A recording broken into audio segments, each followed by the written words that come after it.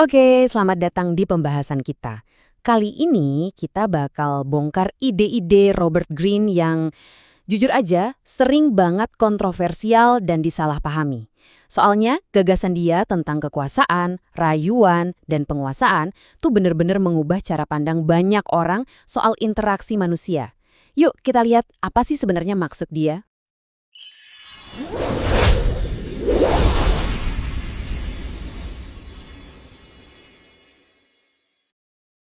Nah, kutipan ini provokatif banget ya. Tapi ini langsung menusuk ke jantung karyanya Robert Greene. Seolah-olah dia tuh lagi ngebuka tirai, nunjukin ke kita semua permainan abadi dalam hubungan antar manusia. Di mana apa yang kita lihat di permukaan seringkali bukanlah cerita yang sebenarnya. Oke, kita mulai dari topiknya yang paling terkenal, kekuasaan. Tapi siap-siap ya, definisi dari Greene ini mungkin bakal bikin Anda kaget. Ini sama sekali bukan tentang mendominasi dunia dari singgasana loh. Jadi apa sih kekuasaan sejati itu? Greene nantang kita buat ngelihat lebih jauh dari contoh-contoh yang udah jelas, kayak presiden atau CEO gitu. Kekuasaan yang dia maksud tuh jauh lebih personal dan jauh lebih mendasar sifatnya. Nah, ini dia poin kuncinya.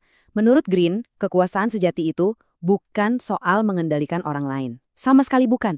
Tapi tentang menguasai diri sendiri. Tentang gimana caranya kita nggak merasa nggak berdaya di dunia ini. Jadi fokusnya tuh geser dari yang tadinya keluar, sekarang jadi ke dalam diri kita sendiri. Dia bahkan percaya loh kalau perasaan tidak berdaya itu justru jauh lebih merusak. Kenapa? Karena itu yang mengubah orang jadi pasif-agresif, jadi manipulatif, perasaan nggak bisa ngendaliin hidup sendiri. Nah, itulah yang benar-benar bahaya. Terus buat apa dong kita pelajarin hukum-hukum ini? Tujuannya apa? Anggap aja ini kayak strategi pertahanan diri. Biar kita bisa pinter-pinter menavigasi dunia sosial tanpa bikin kesalahan yang fatal dan menyakitkan. Contohnya, kayak nggak sengaja bikin atasan kita ngerasa terancam egonya. Itu bisa bahaya kan? Oke, dari kekuasaan, sekarang kita pindah ke topik kontroversial lainnya, rayuan. Dan coba tebak, ini lagi-lagi bukan soal apa yang mungkin pertama kali muncul di kepala Anda.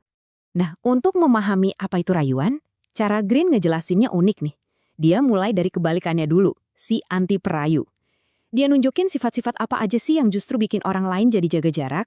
Sifat-sifat yang, ya, bisa dibilang mematikan ketertarikan seketika. Di sini nih, kita lihat perbedaan krusial menurut Greene. Ada kerentanan, ada rasa tidak aman. Keduanya beda banget. Kerentanan itu justru menarik orang lain buat deketin kita. Sementara rasa tidak aman malah mendorong mereka pergi. Gampangnya gini, kerentanan itu seolah-olah bilang, aku butuh bantuanmu, yang bikin orang lain mau nolong.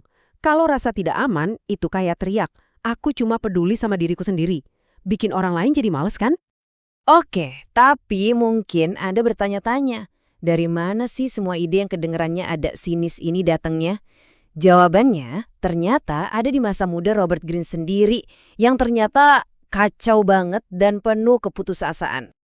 Bayangin deh perjalanannya itu panjang dan berliku banget. Dia gonta-ganti sampai 80 pekerjaan.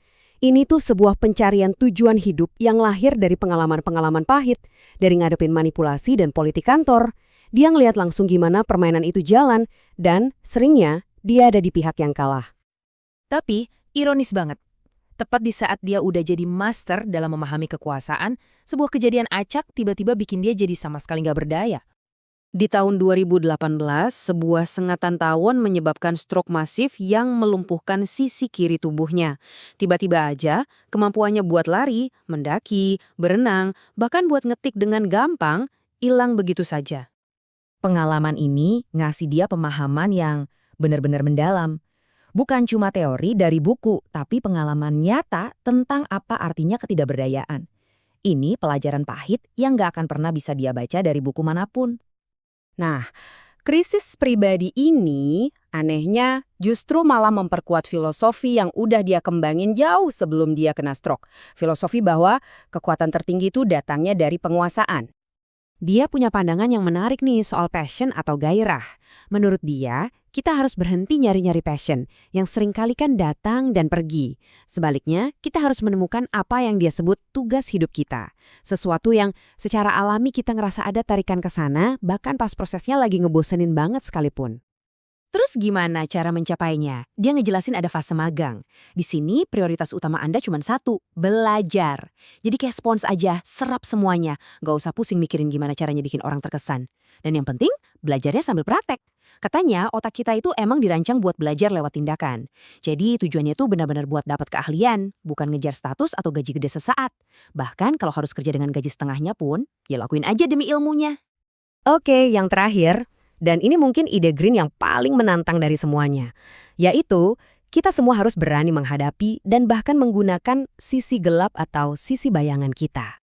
Green menegaskan, nggak ada yang terkecuali. Kita semua, katanya, terbuat dari bahan yang sama. Punya sisi irasional, punya rasa iri, punya agresi, punya kecenderungan narsis, dan pengen status.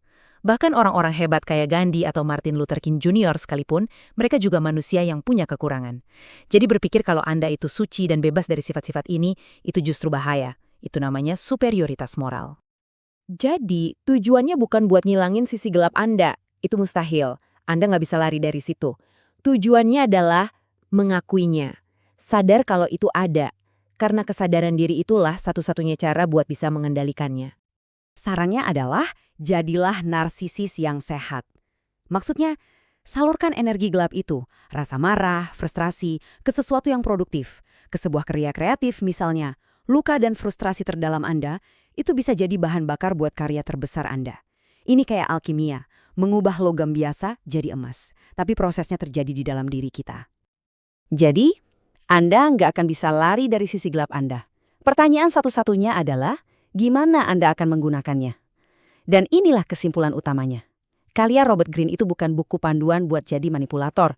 Sama sekali bukan. Tapi ini lebih kayak cermin besar untuk kesadaran diri yang radikal. Sebuah ajakan buat kita semua biar berani ngelihat sifat manusia apa adanya, secara jujur, dan yang paling penting, dimulai dari diri kita sendiri.